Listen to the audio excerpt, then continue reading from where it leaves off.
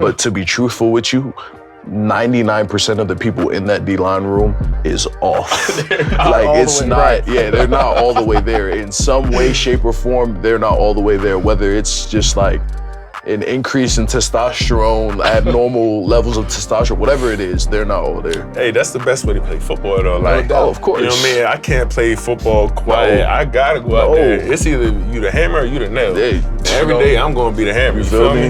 And don't allow you getting good stop you from being great. There is no finish line. The moment you feel like you've arrived, the show is already over. You don't realize it. It's 100% over. That's how it is. And I try to consistently find ways that I can improve my game as well. Like, we had a speaker in the other day, and he had a quote that really resonated with me. He said, "Too many pats on the back can set you back."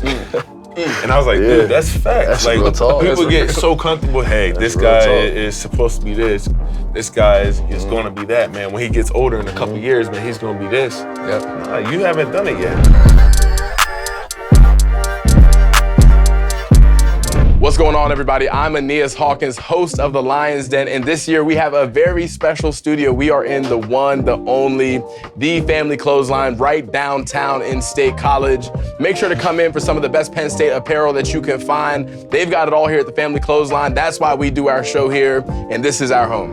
Ladies and gentlemen, welcome back to a new season of The Lion's Den, the long-awaited. We're really excited to be back and to continue to give you the best Penn State football coverage that is out there. If you're not subscribed already, make sure you subscribe to State Media PSU. We're going to bring you a bunch of content. I am your host, Aeneas Hawkins. I am joined by a new co-host this year, Dvon, J. Thomas, 6-year defensive tackle at Penn State, my longtime friend. We go back almost a decade at this point. Watched him come in, and now he's the 6th year. He is a leader on that defense, and we are joined today by none other than the man himself, Dani Dennis-Sutton. Dani, we're very excited to have you. How are you feeling today? I feel great, brother. It's our off day, so I feel great. Yeah, well, I want the people to know a little bit more about you. Obviously, there's a lot of conversation about you on that DN and that D-line spot and what you're going to do this year. But, Dvon and you guys have a long backstory, so I'll let Dvon do the introductions here.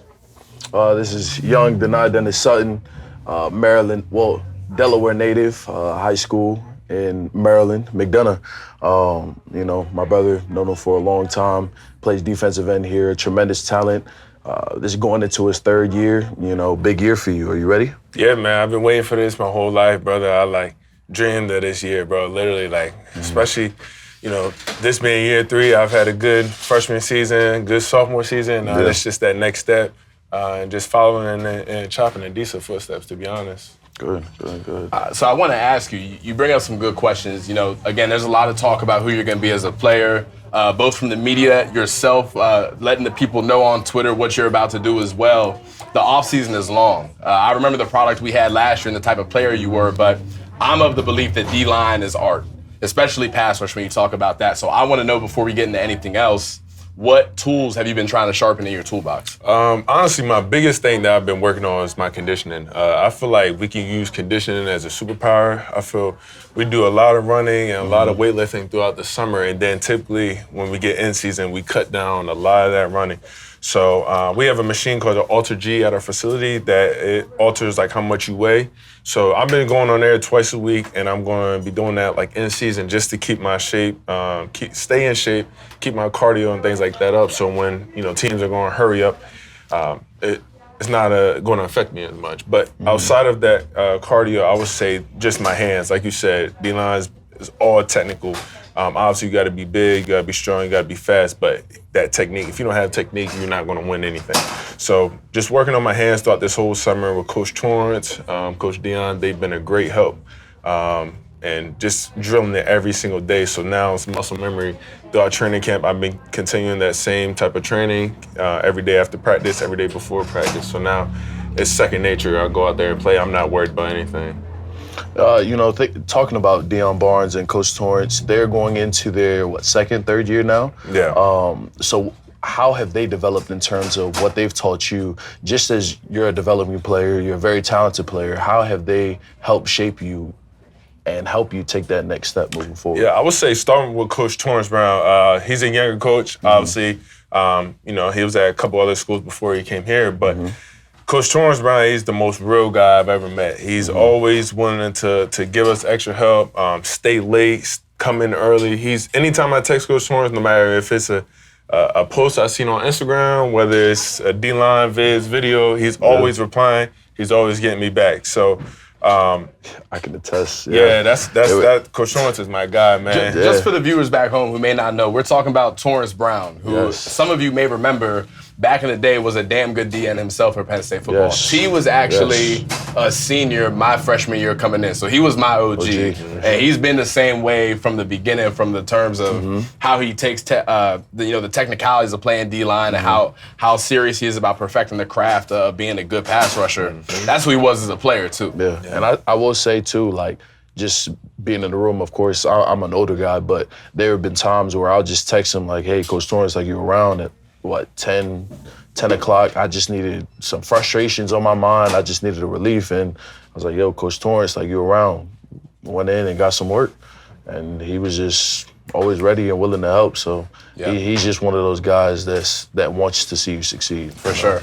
Yeah. Dani, I want to shift gears a little bit here because we're excited to have you here, and I think a lot of people know who you are as a player as far as what they've seen so far. But I think one thing that becomes obvious the more you get to know you and talk to you is that you have an extremely high level of confidence in who you are as both a person and as a player. So much so that I go on Twitter and I see you tweeting that you're going to be the best defensive end in college football this year, and then you double down on it. Yeah. Confidence is key as a D lineman. I know that, but what is it about your game specifically that makes you believe that you're the best in the world?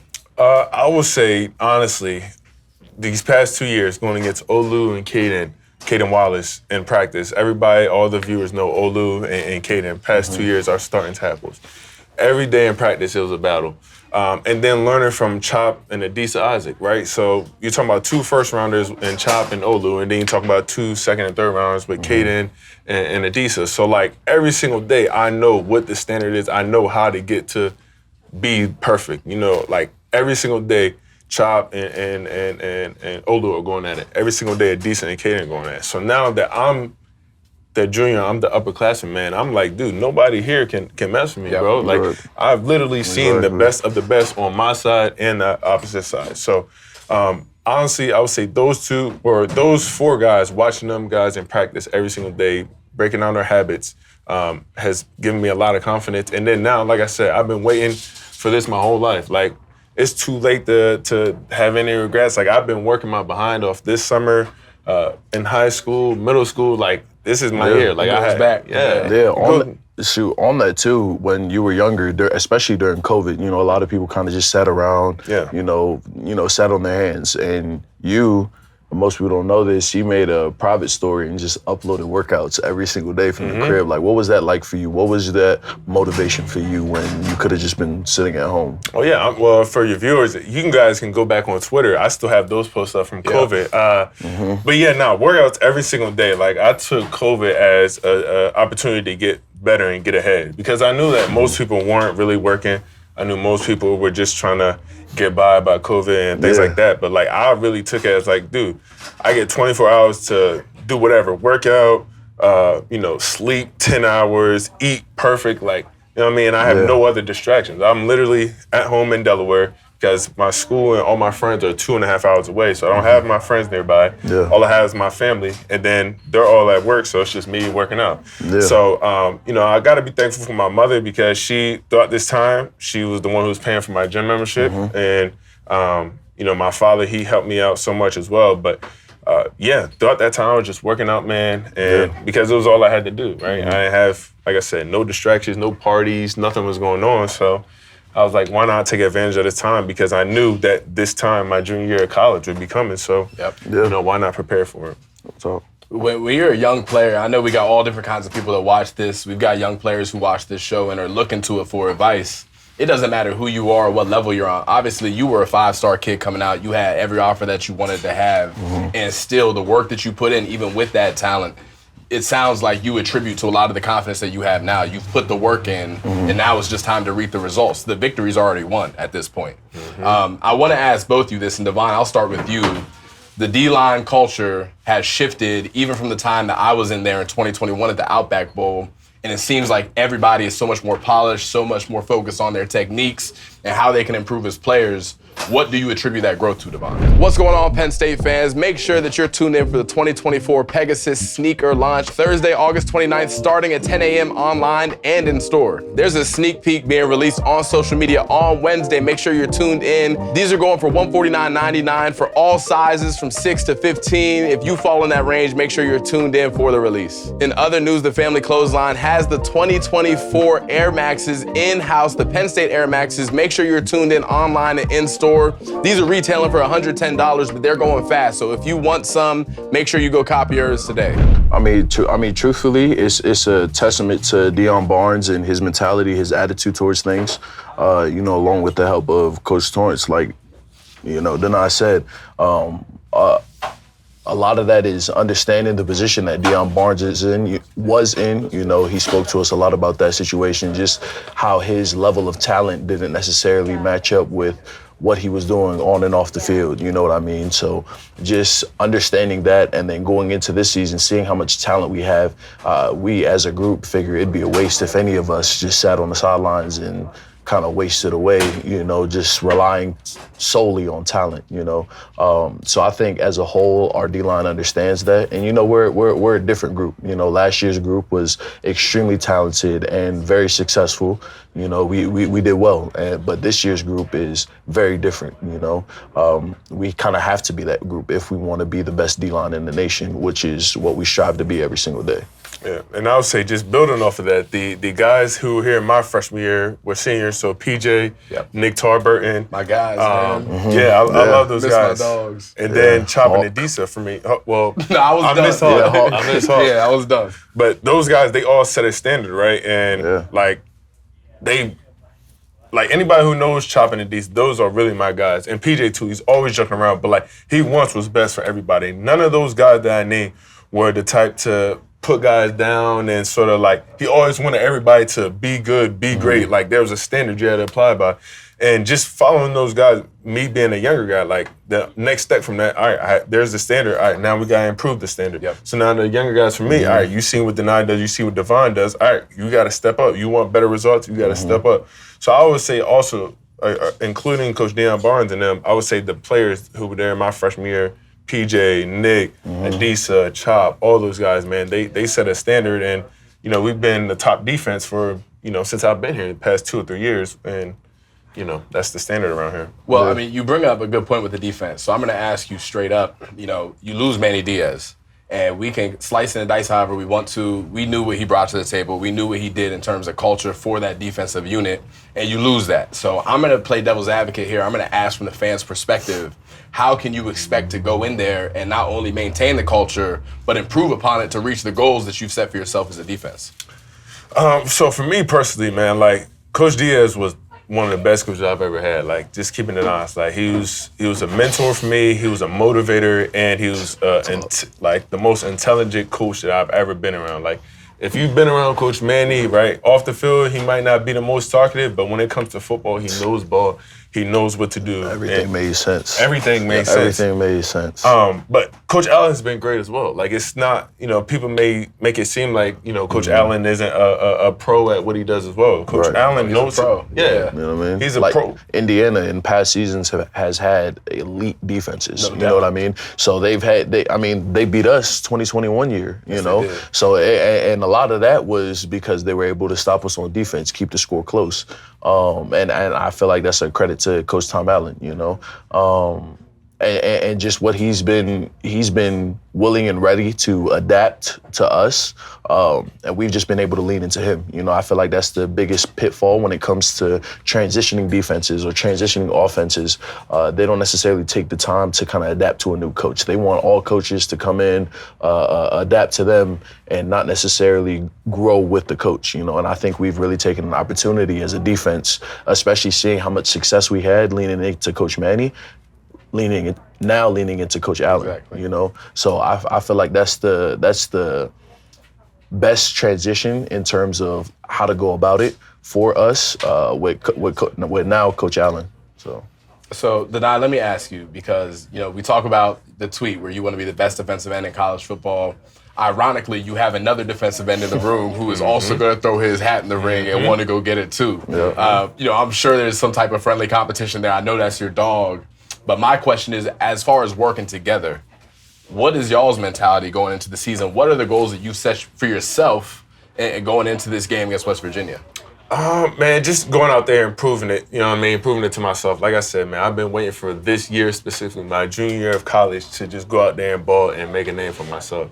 You know, I might have a little bit of name, whatever, but, like, truthfully, Abdul is one of the top DNs right now. Like, he's being projected to be a first rounder, whatever. Like, you know, that's based off the past 2 years. But, yeah, of course, having Abdul in the room has, I think, raised the standard and proved everybody on the D-line. Like, he comes in with that killer mindset. Like, he's not taking no for an answer no matter what it is. Every single day you go out there, you're going to see 11 running somebody over, running past people. Like, he's a dog too. So, but just going off to what I said about being the number one DN, I feel like every player should have that type of mindset. Like, anybody I'm around, I want you to think you're the best. Like, I don't want to be around somebody who's like, I'm okay, bro, but, whatever. Like, I want to go out there with Dvon. He the number one D tackle. Zane, number one D tackle. Abdul, number one DN.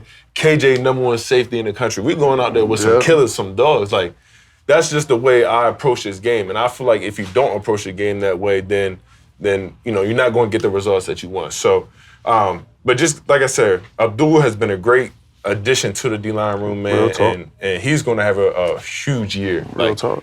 Any doubters out there, they're going to be woken up when we play West Virginia. We're going to see sure. quick. Real That's talk. the thing we're about to find out. That's real talk. That's real talk. We'll get into West Virginia here in the future, but one thing I want to hit on is you listen to these two cats talk, and they're so polished, and they're smart guys, and they are put together well. I knew DDS was going to be crazy because I came to spring ball practice. He runs off the field after like 8 plays in a row.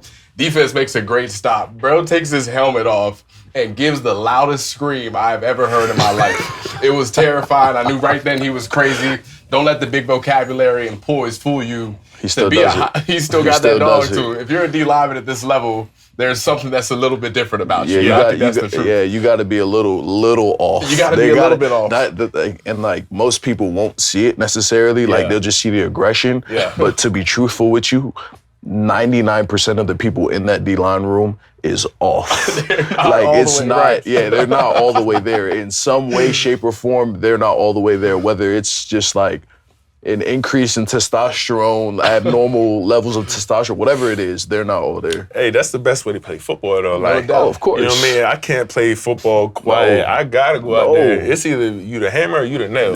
Every day I'm going to be the hammer. You feel me? Yeah. I know fans back home are loving the way he talks right now. You got to be the hammer. You can't be the nail. That's how you want your DNs talking. You want to talk. I mean, we talk about Abdul, and obviously both of you guys are special players, but as somebody who understands the D-line and understands rotation and how other guys are going to play, it's not just Abdul and Dani.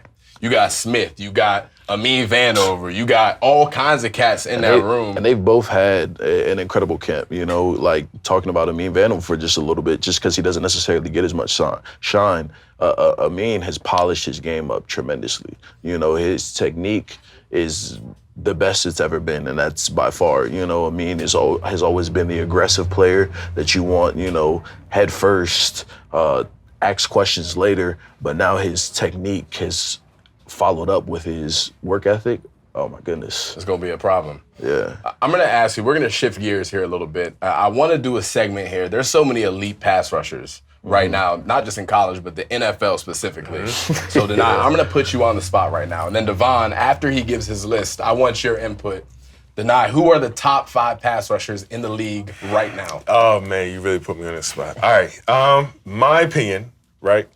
I gotta go Myles Garrett number 1. Of course. Okay. Dude, I've been watching him since I was in 6th, 7th grade, just watching his highlights, even when he was at Texas A&M. Okay. That dude is a killer. So I gotta say Myles Garrett number 1. I gotta put Max Crosby up there. Max Crosby, he's a monster too. He's a monster. And he plays like a maniac. Literally, yes. Like any DN who wants to learn how to sack the quarterback and play hard, watch Max Crosby. He's literally playing hard every single snap. Effort unmatched. Every day. Myles Garrett, Max Crosby, T.J. Watt. Gotta put TJ in there. T.J. Watt. Numbers don't lie. Numbers don't lie. They are what they are. They are what they are. Yeah, you gotta put TJ up there. Micah. Gotta go Micah. I was wondering if you're gonna leave Micah off the list. No, Micah, leave Micah of course. Okay. I mean, we watch Micah every single day, almost in the D-line room, just watching NFL tape. Get off crazy.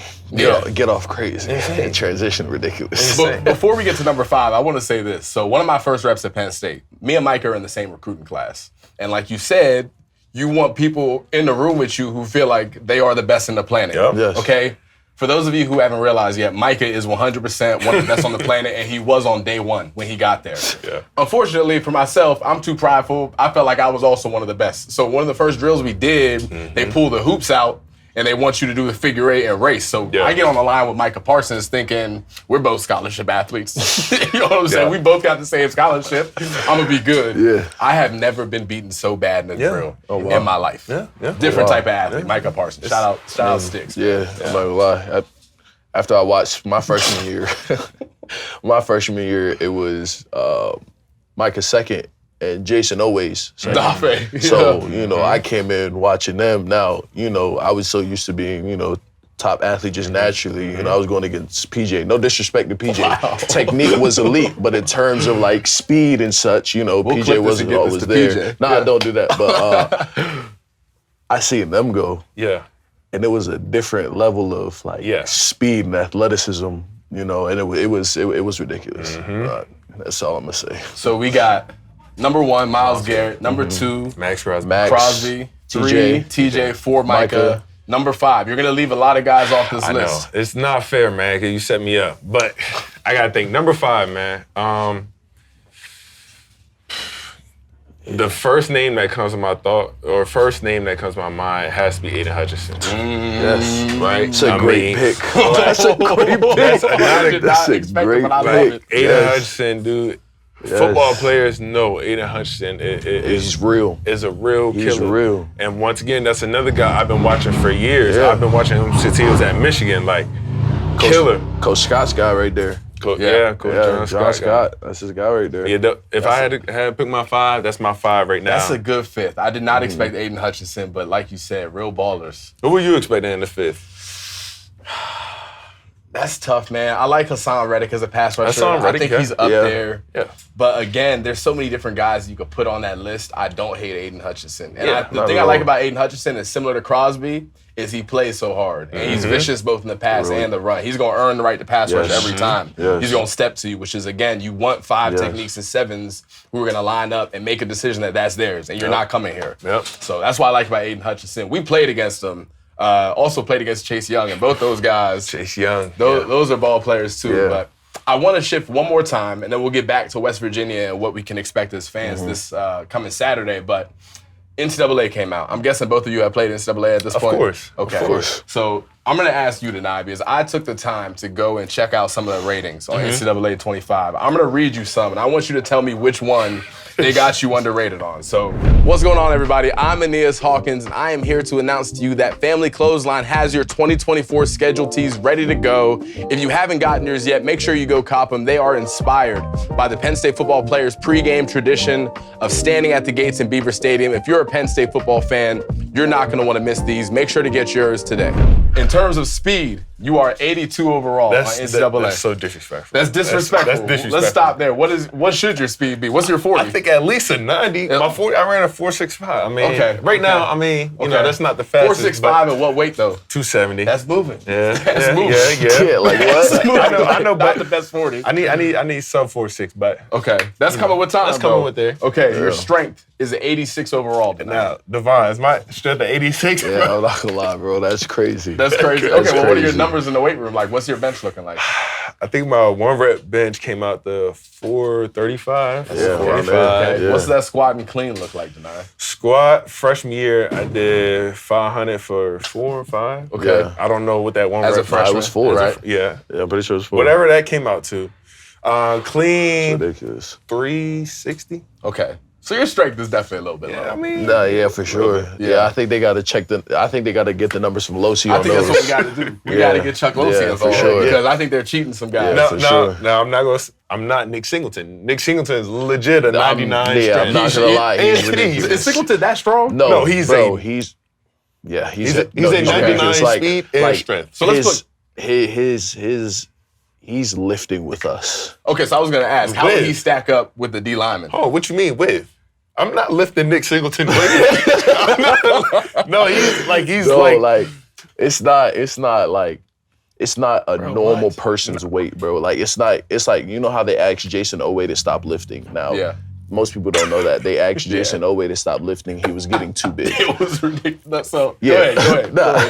It's coming to that point with Nick, but Nick doesn't get any bigger. Right. You won't see it at all. His muscle density must be one of the highest in the world. You feel it. Not an exaggeration. Pause. You feel it. Like he runs. Yeah, like he runs hard. Like he doesn't need to run outside. Him and Nick can switch, and they'll be good. Or him and Fat can switch and they'll be good. Yeah. Yeah, that's crazy. And first of all, shout out Chuck Losey, man. Everybody gets right if you're with Chuck Losey. His programs are crazy. But for a running back to be as strong, and it sounds like stronger than some of the D linemen, is a little bit crazy. And that's a good testament to the people who are watching, who think they can just work their way into being this level of an athlete. You can't teach what Nick Singleton has. Yeah, God either gives you some of these things or he doesn't. Everybody's not a running back, not at this level. Nah. Okay, so last rating I want to do, agility. 78 overall. 78 is that's crazy. It's crazy? That's crazy. Why is it crazy? What's your shuttle? What is it? I think I ran 4.4 something. Okay. Shuttle.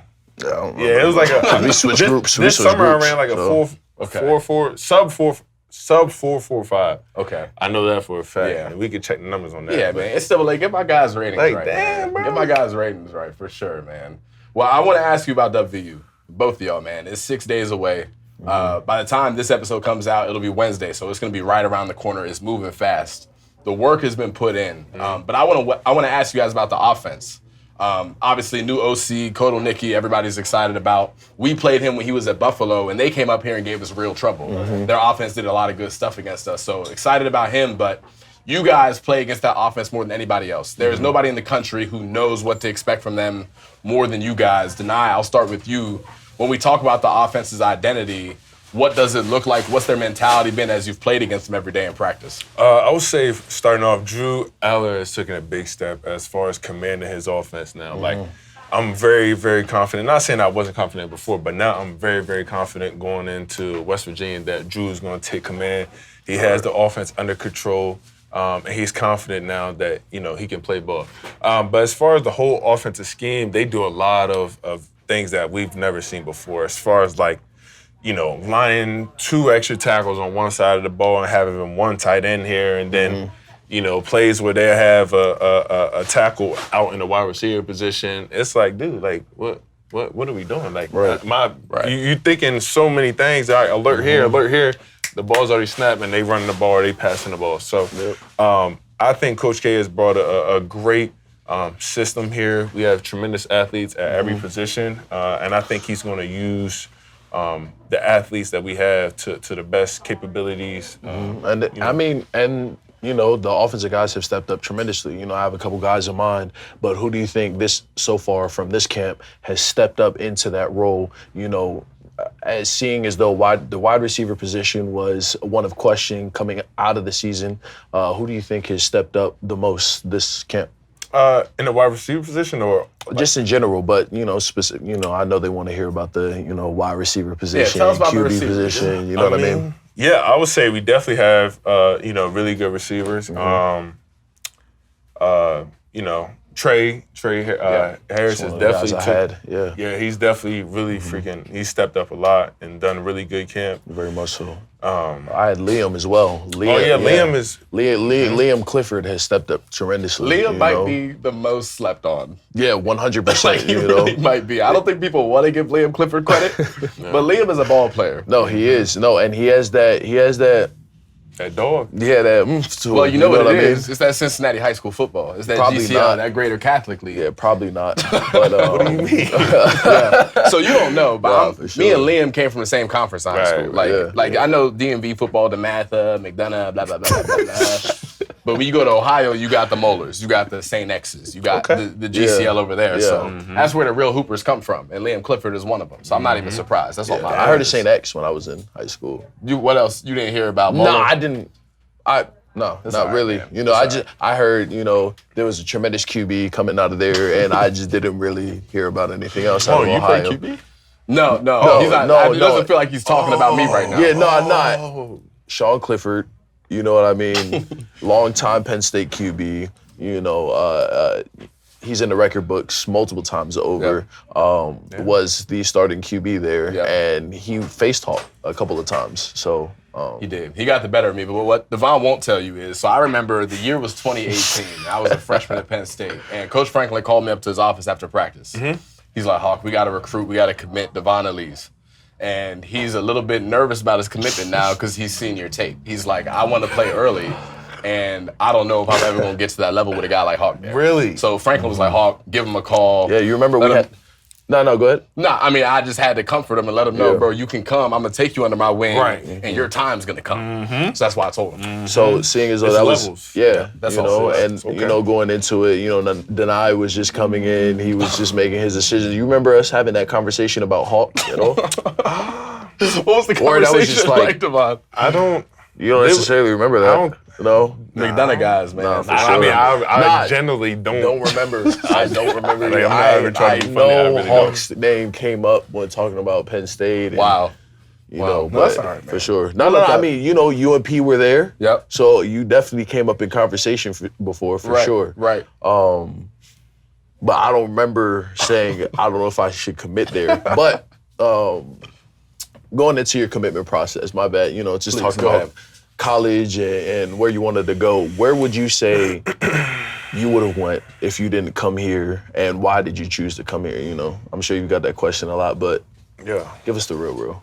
All right. All right. So Dan Lannon is my guy. I can't lie. Okay. Dan Lannon, we know him. Okay. Yeah. Current head coach at Oregon. At the time, I really wanted to commit to Georgia. He was the DC there, but he ended up leaving.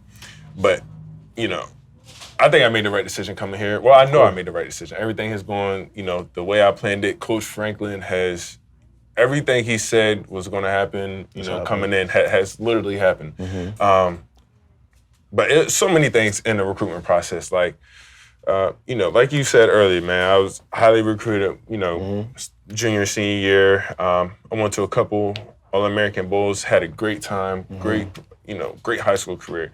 Got a shout out to my high school coach, Hakeem Soule. Man, he set me up so much. Got a shout out my D-line coach, Dan Yarbrough. He taught me so many things in high school. But yes, just going on the recruitment process, my top 3 that I took official visits for were Penn State, Alabama, and Georgia. And it was very close between Georgia and Penn State.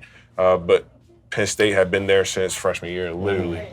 And just, they've been on me since freshman year, and there's a pipeline between you, PJ, Curtis, all y'all, man. Y'all all had success here, so I was like, man, I could go somewhere and do something, but I might not know anybody there. But, you know, going here, you literally see people being successful that you went to school with, that you can touch, you can see every single day. So I was like, man, I got to go here. And like I said, Coach Franklin has kept his word.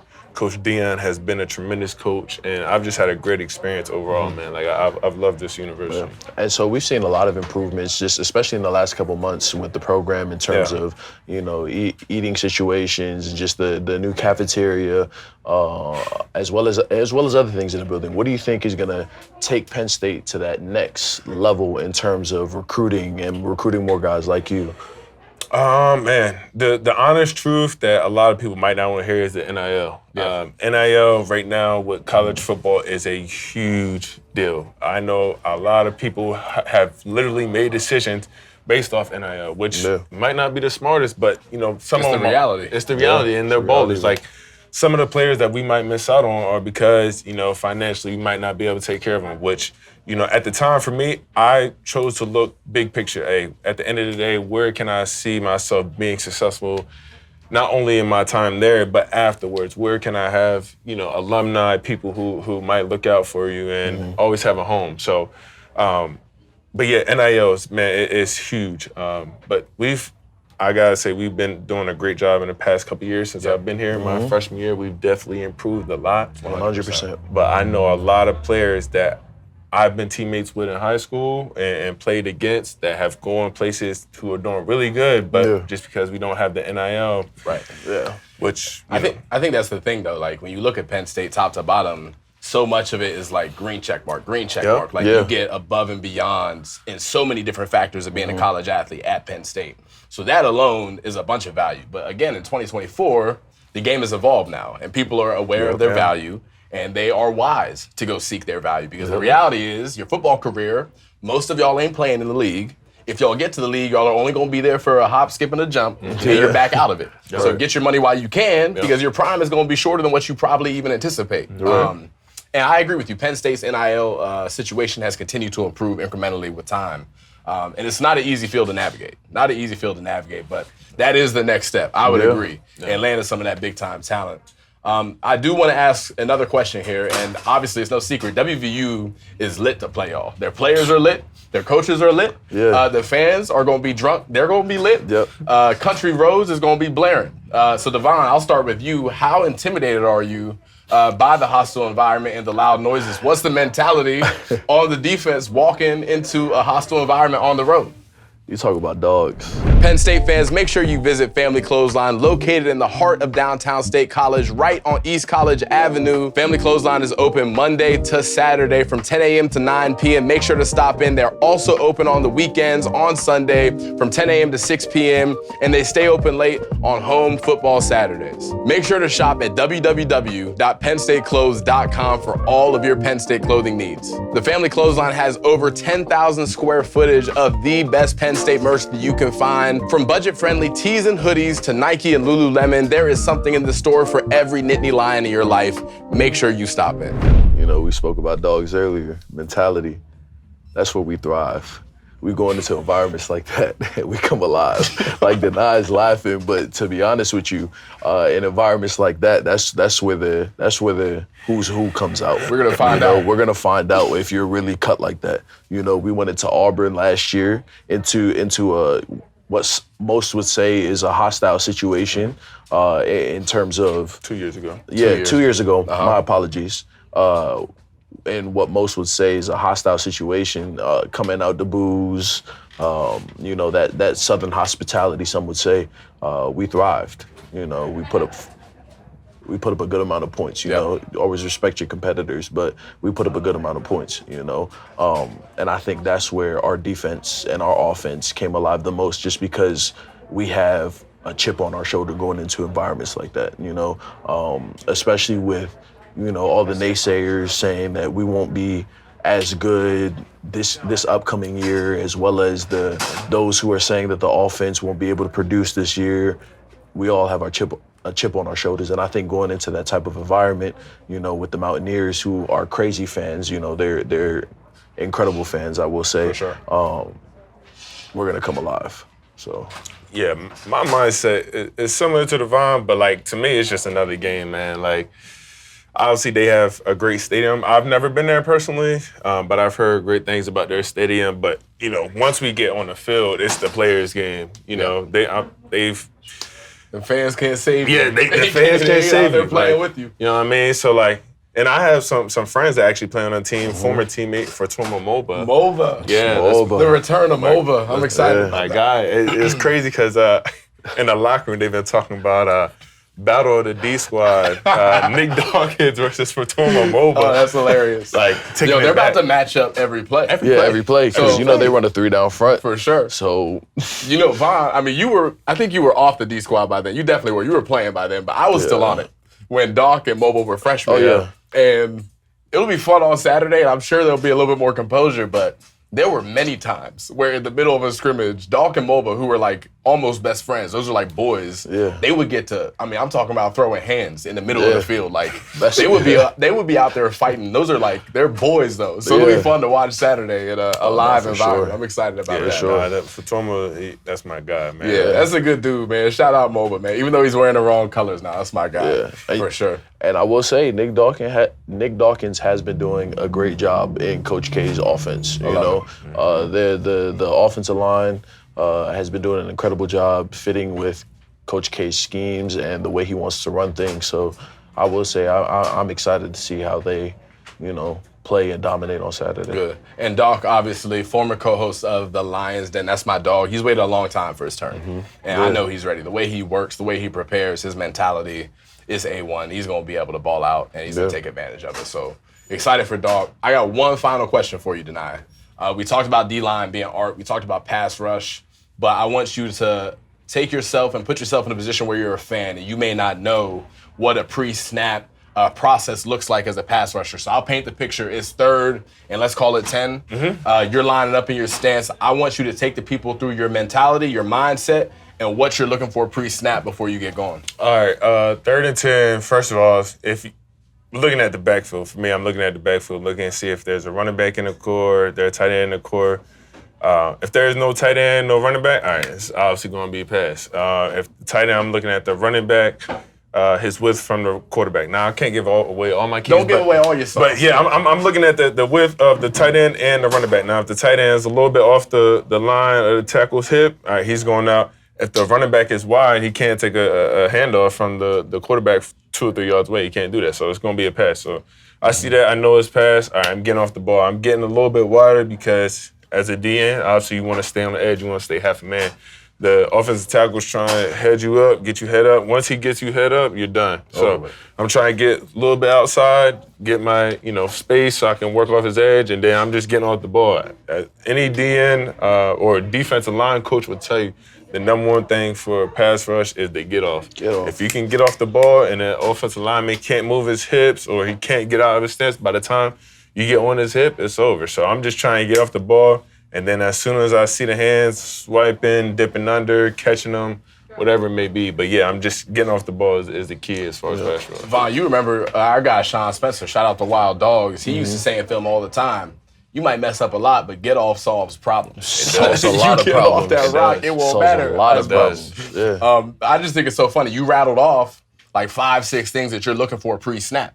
Half a second. It sounds easy the way he explained it because he's done it so many times, but for the fans back home, that clock is moving. They're getting lined up fast. They don't want you to be able to go through that process. So in order to be able to do that at a high level, a lot of times it takes years of experience. It takes time and repetition to be able to think that way. And Vaughn, it's the same thing at D-tackle as well. Yeah, when the game slows down for you, it just becomes 10 times easier just because you know what you're looking for. In terms of like keys, like what he was saying, just how far the guard off is off the ball, where that center is looking pre-snap, his IDs, his reads, that'll tell you where the line is sliding, to or away from the back, like he said, wide back, most likely a pass if he's tight or he's in a dot formation, if the tight end's on the line or sitting back, it may be divide. There's a lot of things that you can look into. But once you kind of get more experience, you see all of those things in half a second right before you get down. So it's just like, okay, where's the back? Where's the tight end? Cool, get down, and you have an idea of what the play is, and you're just able to play faster after that because then all you're doing is just thinking about your assignment, what you have to do. And once you have an idea about your, what play it is and then what you have to do in that play, football is easy. No, not to cut you off. Just mind you, while this is happening, while you're identifying all these keys, that's saying that we're in a base car. That's not saying that Coach Allen hasn't ran a stunt. Deion hasn't ran a stunt. That's not saying that, the Mike Backer, now that we got the new system in the helmet, he might be checking a call. You know what I mean? Like, that's just base. Now, we can be doing so many other things. That could be mesh peeling the running back. Now, I might not even be actually rushing the passer. I might be taking the running back on the wheel route. Like, it's so many other things, but And we got to communicate all of that up front now. All of that. And that's why it's important to have veteran leadership on that D-line spot because there's so much that you got to remember. I tell people all the time, there are literally play calls where you might line up and depending on what happens post-snap, you may be covering the back out of the backfield. You may have to rush. You have to be able to evaluate what's going on in front of you quick enough and still put yourself in a position to win the rep. Go ahead. Now, no, my bad. And then now, too, we have the iPads. So what do you think that'll do to the game moving forward in terms of, on-field adjustments and stuff like that with the new iPad system that we have going? I think it's been great, man. Like, I think, just in my opinion, everything that the NFL do eventually going to come to college. I think that's just going to be with everything, whether it's contracts, whether it's iPads, helmets, whatever it may be. But yeah, I think the iPads have been great. I know that we've been using them in our past couple of scrimmages that we've been doing through training camp, and they've been great. Like, you can see what the offensive line, what the quarterbacks are doing while the bullets are flying. You might not be able to see, hey, a tight end came in the core and he came from the wide position, but he came to block you down. You might not be able to see that, but you see on film, oh, okay, so this is what happened. Right. This is what happened. Adjustments. Like, you know what I mean? You might just be hit. You get hit in the back. You don't know who it is, but you can see it all, real time. And I don't know if you know that, Hawk, but now on field, you can have iPads where you can run plays back, special teams, defense, offense, all of that. So we've been, trying to practice using that, in real game experiences in terms of like scrimmages and such. And then now with the mic backer or one player on the defense having the headphones in, we've been practicing that a lot too. Whether it's your safety, your mic, your will, whatever. We've been practicing that a lot too, because I think that'll be super beneficial if you can get it going, especially in this age of college football. No doubt. Yeah, that's an added element that wasn't existent for years before, and it makes too much sense to have it. Again, you want to allow the opportunity for players to make adjustments on the field. And what you see on film during the week, you may get a completely different look during the game. And realistically, with college kids, the only way to kind of evaluate that sometimes is to have the film live action so you can make the adjustments so that they know what they're doing, how to adjust and make a play, make a stop. I made a bunch of stops myself, so I would know. For sure. Nonetheless, Dani, I appreciate you joining us here on the Lions Den. This is our first ever episode of season 2. We had a banger guest. I appreciate your time. Go ahead. Yeah, one more. So what would you say, as a college success, going into your third year, what would you say to the younger guys who are trying to be in the same position as you, going through these football ranks from, Pee Wee football to high school, middle school, college, to the league? Man, that's a great question.